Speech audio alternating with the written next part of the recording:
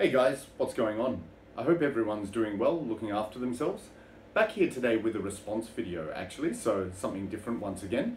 This is a response to a contest created by a guy called Pat from his channel's called Ground Zero Salem. So if you haven't gone and checked out his channel, definitely do so. He's a really knowledgeable guy about music, owns a lot of music, many different genres of metal and hardcore, stuff like that. And it makes me realize that I only know a fraction compared to some people of music, but yeah, he's a really good guy, and I enjoy his channel a lot. So he's created an interesting thread which is called Evolving Opinions. So what this thread involves is talking about albums that you've changed your opinion on over the years. So maybe you used to love this album and now you hate it, or you used to hate it and now you love it, or it might have changed a few times, or at least maybe it's not those extremes, but just your opinion in general has changed on it. So I've got a few albums to talk about. I had to limit the amount so the video is not too long, but yeah, these are ones where my opinion has just, my perspective has shifted over the years. So without further ado, we'll get straight into it. So the first album I'm going to talk about is Cannibal with Bloodthirst. So I have spoken about this before in my Cannibal collection, but yeah, this is an album, when it first came out in 1999, I was really looking forward to it, and I was actually a little bit disappointed.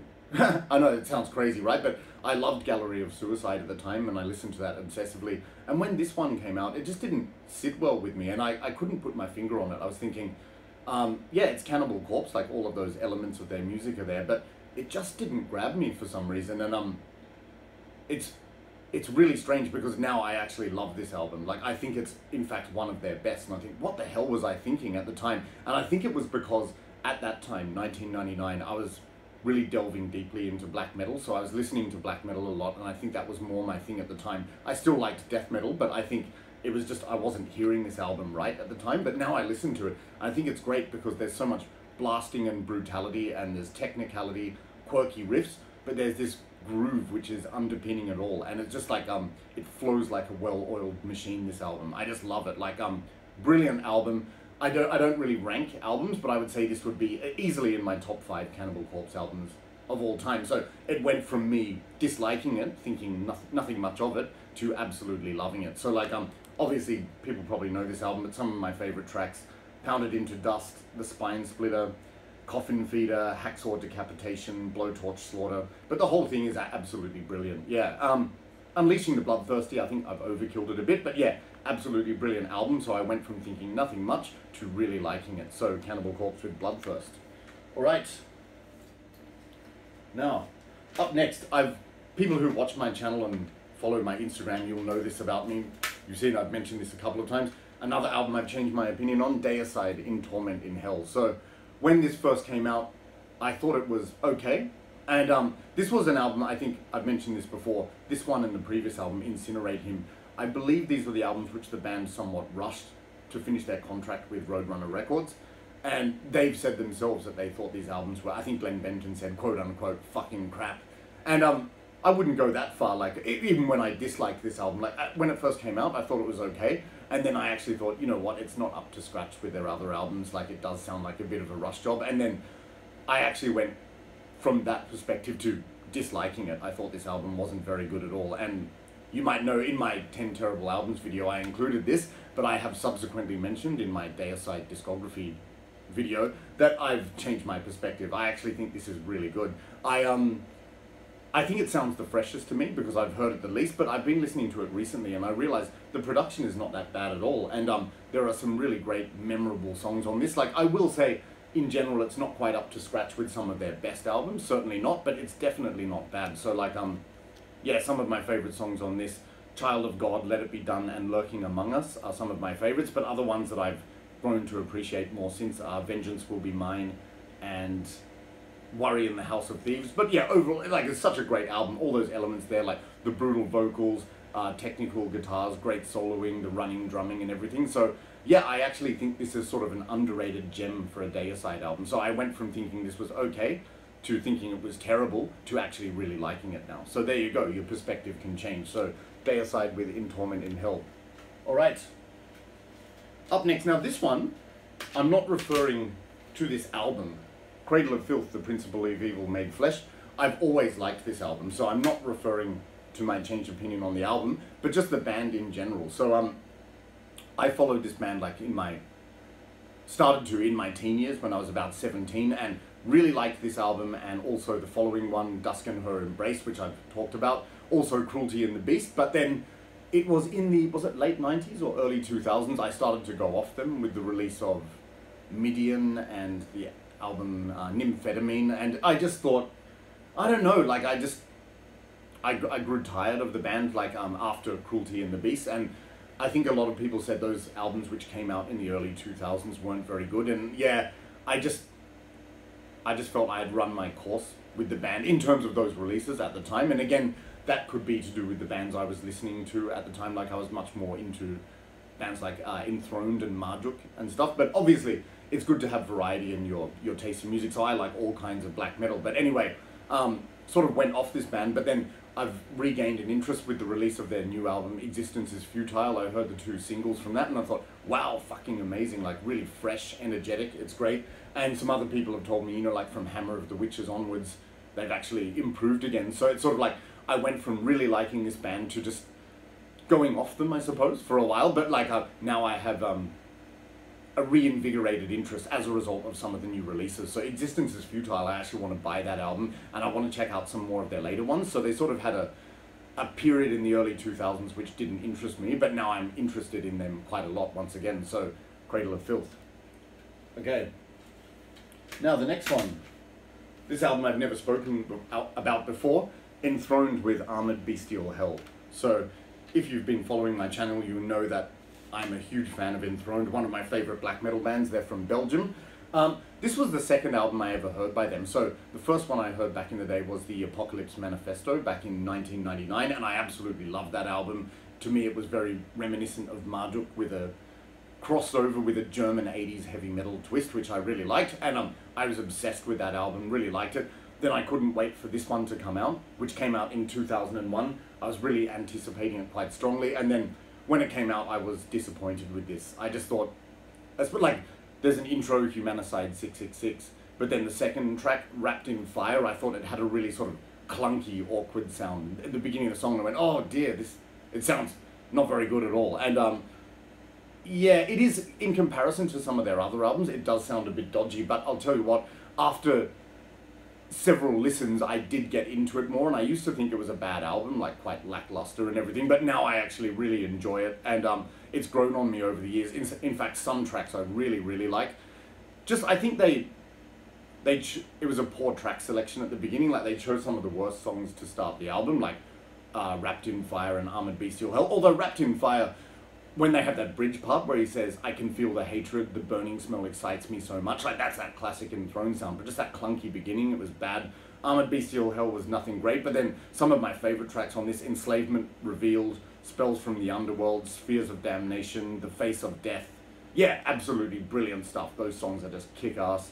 And then they have that kind of long experimental song, When Hell Freezes Over, and then they end the track with 2 instrumentals, so maybe they were running out of ideas, or it was a rush job, but those are called Premature Satanic Cremation and Terminate Annihilation. I actually really like them though, because they have that classic enthroned melody and atmosphere. So I went from thinking that this album was like a dodgy rush job and sounded pretty bad to actually really liking it. It did, that opinion evolved pretty quickly, like within a couple of years or something, but I remember I was very disappointed when this first came out, but then grew to really appreciate it, and now in terms of my overall Enthroned view, I still really like this album a lot. I'm going to do a ranking of these albums eventually if people are interested, like all of Enthroned's albums, but this is definitely not the worst. It would be sort of somewhere up in the middle, I think. So, Enthroned, Armored Bestial Hell. So, an underground gem. Alright. Okay, the next album. This is my favourite black metal band of all time, Marduk with ROM 512. So this one came out in 2007, I think. And yeah, my opinion's changed on this one a few times. Like when it first came out, I thought, yeah, it's pretty good. And then I never hated this album, but I just thought I didn't like it as much as certain other albums, and I found it a little bit disappointing, to be honest, at the time. But let me qualify that. Like, especially that track, like Imago Mortis, track 3, like it starts with that and it's like, what? Oh, this isn't Marduk, but that was my youthful narrow-mindedness. Like, obviously, my favorite period for this band is sort of the mid-period, like Heaven Shall Burn, Nightwing, Panzer Division, Marduk, but obviously a band can't keep recycling the same album again and again. So I realized that they were doing something different on this album, and they were evolving. And actually, I really like it, the way the sound developed. They really paved the way to a new and different sound, which is actually very good, still retaining their roots though. So this was an album where it took a while to set in for me and really grow on me, but now I actually really like it. I will say though that there are a couple of songs that, yeah, I find a little bit boring, such as The Leveling Dust and what was the other one? Womb of Perishableness. They're just sort of slow tracks, but like there's some brilliant tracks on this, like Cold Mouth Prayer, Imago Mortis. I love that album now. Through the Belly of Damnation is a classic Marduk blast fest. Also 1651, that haunting synth track, so much atmosphere on that. Limbs of Worship. Accuser Opposer is just orgasmic, basically, like so powerful. They got the guy from what is it, Thy Primordial, I think, to do the powerful clean vocals on that, but just brilliant.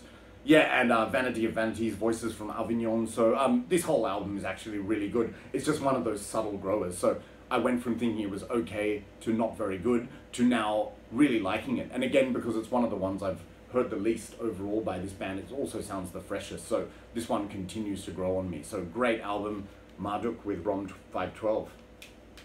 Okay. Okay, so up next we have Mayhem, and this is, some sleeve here,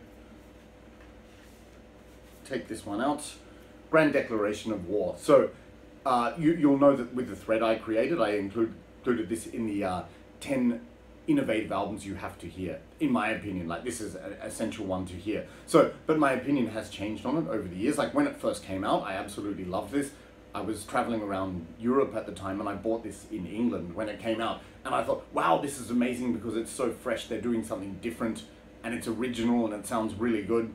And so I sort of associate it with that holiday as well. But then as time went on, I thought, oh, it's sort of like that.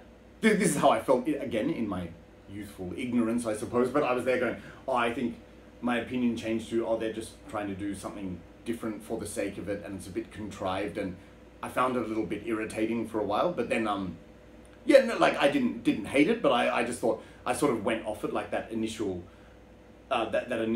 surprise and spark from the album. It sort of faded. But then I still listen to this album once in a while, but upon listening to it again recently, I absolutely love it again because I returned to my original opinion. It's fresh, it's original, and I don't think it's contrived at all. I think this band, so many bands were obviously cloning and copying them. They felt that they had to do something different to break the mold, and I respect them for that, and always have. Like, I never disrespected it, but it was more like, the album annoyed me for a while, but now, like, listening to it again, it just sounds as fresh as ever, and I really enjoy it. Like, it is very experimental black metal, and that's what makes it interesting with those original elements. So you guys have probably heard this album, but I know some people probably don't want to give certain albums a chance. They think, if there's no Dead or Euronymous, I'm not going to bother. I think, yeah, open your mind and check it out because it's definitely worthwhile. This is a great album, and I love it once again. So Mayhem with Grand Declaration of War. All right. Actually getting through this much faster than I thought. I thought I would have to cull the amount of albums. There were 2 more, but we'll just leave it at the 8 that I have. Okay, so up next, 6 Feet Under with Bringer of Blood. So this is a classic case of don't judge a book by its cover. So I'll say this, I never hated the album based on the music, but when the album first came out, I know, so judgmental, right? But I just looked at the cover art and I thought, that is so cheesy. And then I looked in the booklet and I remember reading lyrics from songs like Murdered in the Basement, like, murdered in the basement, don't go down there. I was like, oh, this sounds really bad. And like, lyrics like, a skeleton's hand shoved up your ass. I was thinking, oh, what? Oh, it seems so cheesy, especially since the album before this, True Carnage, I really liked. I felt it was very dark and extreme, especially Chris had some of the most extreme vocals and everything. So my initial opinion, just upon seeing the packaging, I thought, oh, this is really bad. But then, shock horror, I actually listened to the album and I love it. And it's actually grown on me more and more. So I went from judging a book by its cover, thinking it would be bad, to really loving it. In fact, this is one of my favorite 6 Feet Under albums of all time. What I like about it is completely groove driven, like more than any other album. They're just focusing on these grooves, but it's just so incredibly catchy. Great riffs, great plod to the songs, and yeah, I'm just always tapping my head when this is playing. So I absolutely love it. And also Chris's vocals, like some of the lyrics, they're actually really memorable in certain songs. You know, like Sick in the Head, like dead, dead, you're soon to be dead. I put a 12 gauge under my chin. Like, it's the way he says it. It just makes it really memorable. But so many great tracks on this. So some of my favorites, my absolute favorite song on this is My Hatred. That's a kick-ass track. Also, When Skin Turns Blue, I think they're my 2 favorite tracks. Like, that has got the best groove. It's fucking awesome. Love that song. Also, Ugly has a great groove, and also Brain Dead, some more standout lyrics in that. Like, my heart beats, but I think I'm deceased. But the way Chris sings it, it's really good. So this is a classic case of, even though some lyrics may be quite simplistic, or some, you know, not that great, but the music and the delivery makes it a fantastic album. So really love it. But like, there's no songs I dislike on this. Also, America the Brutal, they were doing something a bit different with that song. And yeah, I respect the fact that they were experimenting. But yeah, so I went from just thinking this was going to be crap to actually listening to it and loving it. So there is a classic illustration of why you should never judge a book by its cover. Brilliant album. So 6 Feet Under with Bringer of Blood. Okay, and the last one I'm going to talk about today, this isn't an album so much that I'm referring to, but just a band, Watan. So, of course, Watan, everyone knows them, Swedish black metal band. There's a lot of divided opinion about this band. I know it's sort of a popular band to dislike among elitist black metal fans, I think sometimes. Now, where do I stand? A lot of other people think they're excellent. I was sort of somewhere in the middle. Like, I thought, oh, I don't hate them, and I also don't love them. I think, yeah, it's pretty decent. But anyway, how I discovered this band was when I was traveling around Belgium in 2004. I went to the Rebirth of Dissection gig. So I was very lucky to actually see a Dissection concert. This was when John had just come out of prison. So I went with some friends from Belgium, and the support act was Watan, and they were largely unknown at the time. And I remember seeing them and thinking, wow, this is amazing, brilliant. It sort of reminded me of Marduk's Dark Endless. You know, that kind of sound when I saw them live. And then, so that's when they started to gain popularity around 2004 and after that. And then when I returned home, I bought a couple of albums like Casus Luciferi. And then my opinion on them was, oh, everyone thinks this band is like the saviors of black metal, but to me, it's just okay. Like, I felt at the time that it was a little bit overhyped, to be honest. And I held that opinion for a long time. Like, I always thought, yeah, they're a pretty good band, but I just felt it was a little bit overhyped. But anyway, upon recent times, I've started listening to this band again. This album, which is Lawless Darkness and Casus Luciferi, and I've actually really got into them quite a lot. So there you go. Your opinions can always evolve. What I like about it is the guitar tone and the guitar sound. It reminds me a lot of Mayhem, and Mayhem is one of my favorite black metal bands. So I just think that it's got that like cold, bleak, Nordic atmosphere, you know, which is really evil sounding, just like Mayhem. So, and I like the blasting drums and the vocals. Like, the blend of the production is really good. So the only thing I would say about this band is, to me, it's not really a standout track band. It's more like the overall sound, but I just love listening to these albums, you know, just playing them from beginning to end. So this is kind of a band where I went from thinking they're really good to they're just okay, and now it's getting back to really good for me. So yeah, I like the fact that when you listen to a band, your opinions can change, because you should never discard or outrule any type of music unless you absolutely really hate it, but even then it can change. But I mean, obviously this band is great in my opinion, so that's Watan. Alright guys, so I'm going to leave it there for today. I did have a couple of other albums that I was going to choose, but I don't want to make these videos too long, so there you are. So you see how my opinions have changed on these albums, and yeah. So thanks a lot, Pat, for creating the thread and competition. It was an interesting topic and I enjoyed talking about this. Hope you guys enjoyed the video too. So if you did, don't forget to comment, like and subscribe, and I hope you keep watching. So thanks a lot for your support. Take care, stay safe, and I'll talk to you soon. Cheers.